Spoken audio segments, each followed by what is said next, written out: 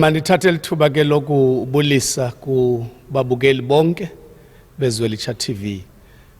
Sibulela uThixo ngokuba nani kule nkonzo esisuka kuyo ne night of worship.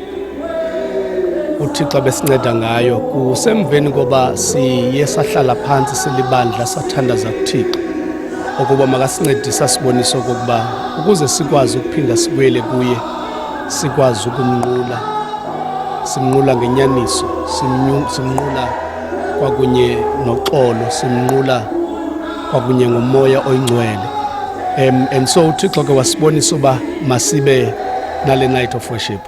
Igama ke nguLuxolo Mantini, i-surname umngqongo isiduko yemyemo uSopithu Ngqolomsila. Ngokwebandla ndingumfundisi wamawisile asemazantsi eAfrika, the Methodist Church of Southern Africa. Ndilapha kwelibandla laseQonce edolophini 114 Alexander Street. Kulapho apho Koyo nalapho sinqula khona.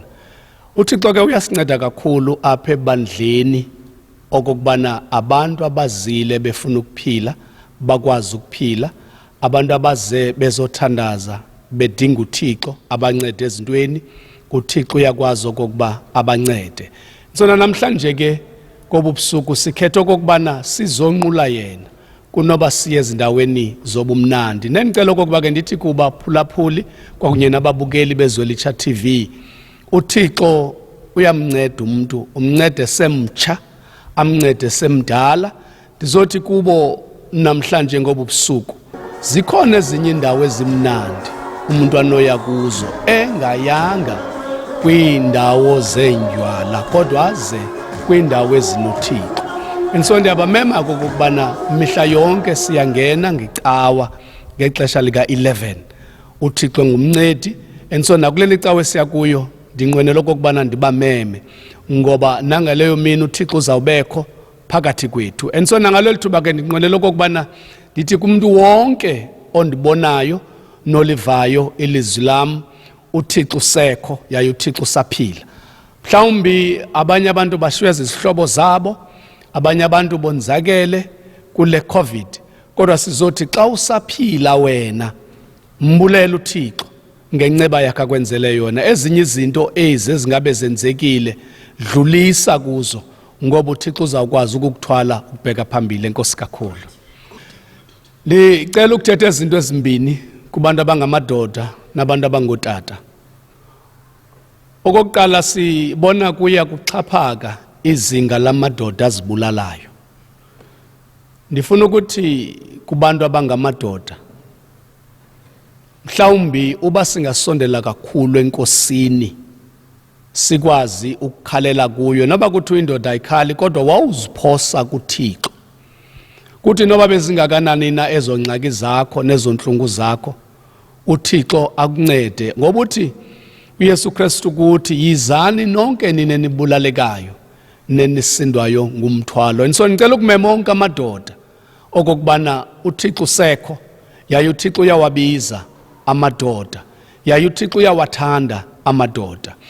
Okwesibini ndinqwenela ukuthi kumadoda le nto egcweleyo ebizwa ngoba yenziwa ngamadoda ye-gender based violence, ukuhlukumeza abantwana nokuhlukumeza omama, ukubaphatha gadalala bade bebulawe esandleni samadoda, kumele into basiyikhalimele njengamadoda kwaThixo okokubana noko ubuntu bethu abusivumeli okokubana umuntu ongumama simphathe gadalala, umuntu ongumntana simphathe gadalala.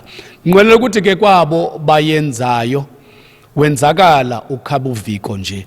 Abantu abangomama basisitye esilungileyo sikaThixo, abantwana bayintsikelelo evela kuThixo, akumelanga baphathwe gadalala abo bantu bobabini. Nqwenela ukuthi ke komama kunye nabantwana uThixo uzivile intsizi zenu, ukubonile nokukhala kwenu yaye uThixo uhlile ukuzokuba nani, ningalahli ithemba, uThixo unani. Enkosi kakhulu.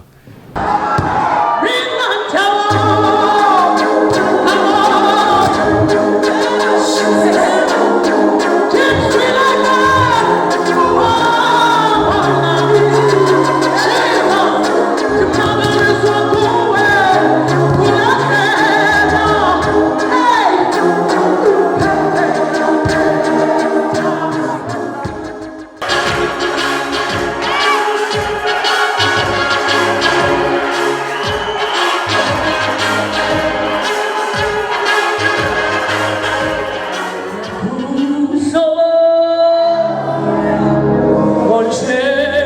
Kango